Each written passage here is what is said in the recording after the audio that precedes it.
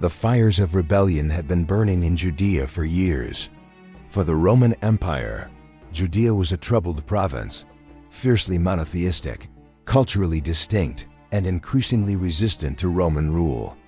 In 66 AD, that resistance erupted into full-scale revolt. The Jewish people rose up, driving out Roman forces and declaring their independence.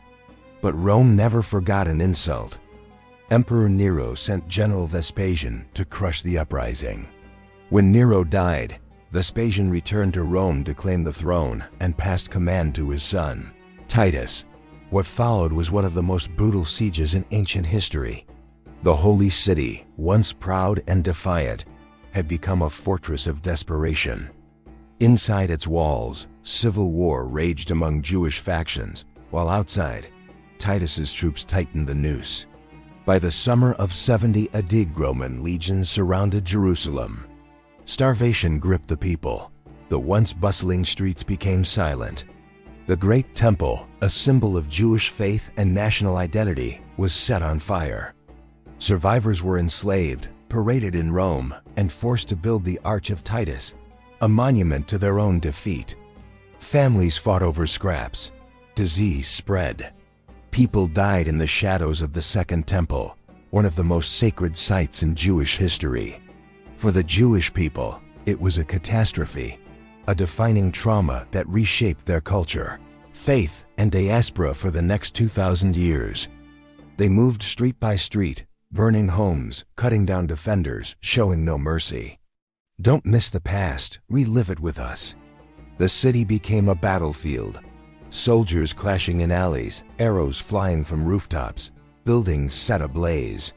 The Romans built siege towers, battering rams, and encircled the city with a massive wall, trapping everyone inside. Then came the final assault. After months of siege, Roman forces broke through the outer defenses.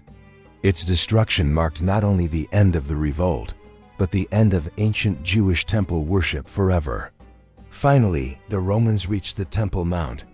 Despite orders from Titus to preserve the temple, the chaos and fury of war overwhelmed discipline. Flames rose into the sky. Gold melted and ran between the stones. Sacred scrolls burned. The screams of the people echoed through the smoke.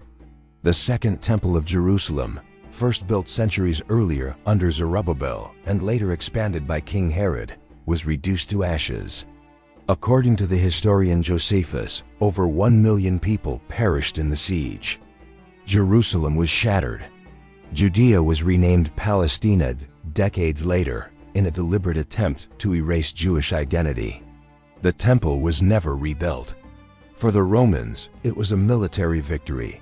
Love powerful stories from ancient history? Subscribe to the Roman Scroll for weekly deep dives into the triumphs and tragedies of the Roman Empire.